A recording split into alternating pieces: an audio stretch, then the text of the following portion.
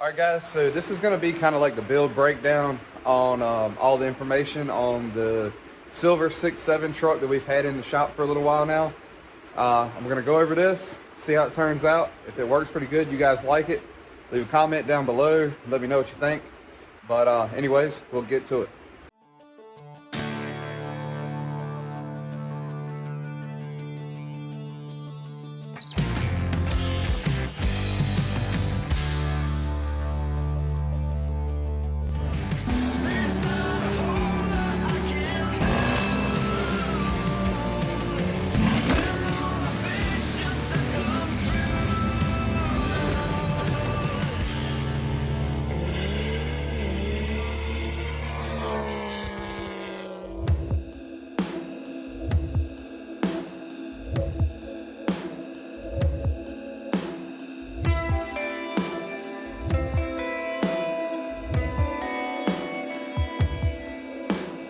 Alright, so this truck was a 2008, I believe, crew cab, 6.7 liter Cummins, 68 RE transmission.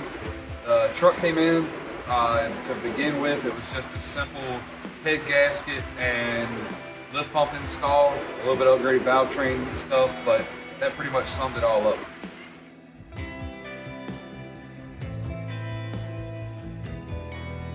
As we started to get into working on the truck, we found a few more issues with it, nothing too concerning, but anyways, it kind of just escalated into more than we had originally bargained for, I guess you would say, more than we had time allotted for, things like that. We had to order more parts, and the job kind of took on a little longer than we had originally planned.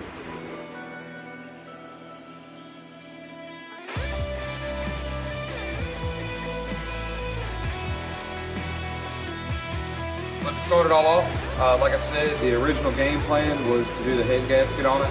We pulled the head, took it over to the boys at TRE Diesel, as we do with all of the heads here. They went to go check everything. They resurfaced it, put O-ring grooves in it. They went ahead and put new valve seats in, put in some upgraded valves. It was a Hamilton valve spring set that was provided by the customer. We also did push rods in it, and then we seated the head down. We secured it with a set of exotic studs, again, customer supplied. Through our experience, we definitely prefer the ARP stuff, but for the goals of this truck, the exotics were probably doing fine. We had seen some issues when we were taking everything apart. The turbo seals were leaking, and it had a few other issues going on, and so the customer decided to do a second gen swap. So we pieced together a kit for him. It was using I believe it's a DPS manifold. It was just a standard like 3-piece style manifold, I believe. We went ahead and threw on a forced inductions 467 8710, and then built him a stainless pie cut, I guess you'd say hot side setup. We didn't mess with the cold side intercooler pipe. He already had, it was an upgraded pipe on that side. Had the Banks Monster Ram and things of that sort. So we didn't mess with the cold side. The hot side, we went ahead and built him a new intercooler pipe, a custom down pipe, and a new intake to go with this new turbo.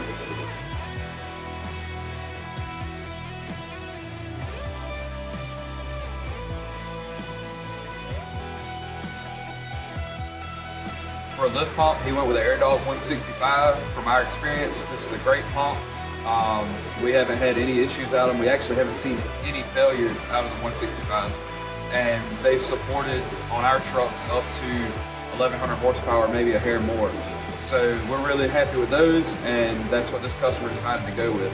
We also installed a sump on this truck. It's from VD.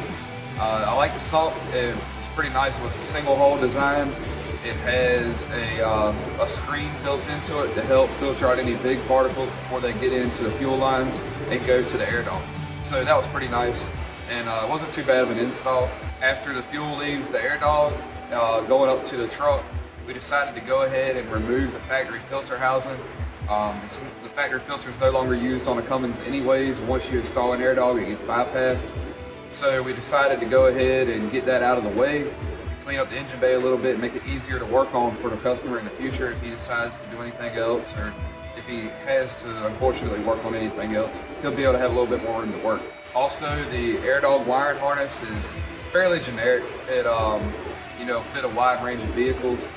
And so we went ahead and modified the harness a little bit, so instead of there being like 10 foot of extra line, or wire I should say, in the engine bay, we went ahead and shortened that up. We were able to get the relay mounted up right behind the battery, so real nice, neat, easy to get to. Speaking of batteries, he also wanted to delete the second battery, so we got rid of the battery, the tray, and all the unnecessary things that go along with that, and made up some new wiring to complete that deal. And anyways, it turned out pretty good. We redid the terminals. There was some damage to those, and so it helped clean that up and overall make it more reliable. As we were working on the truck, we found a few more issues. He noticed that he had some issues with his steering being really loose, so we went in and found a bunch of stuff that needed to be tightened up.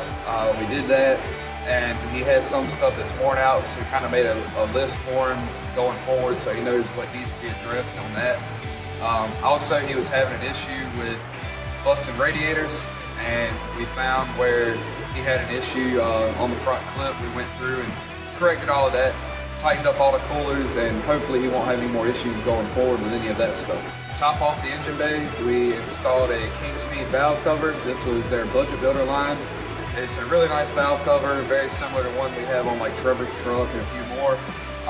Very nice valve cover. It's built just like the nicer covers. It just doesn't have all the detail engraved in it, but a really good quality piece.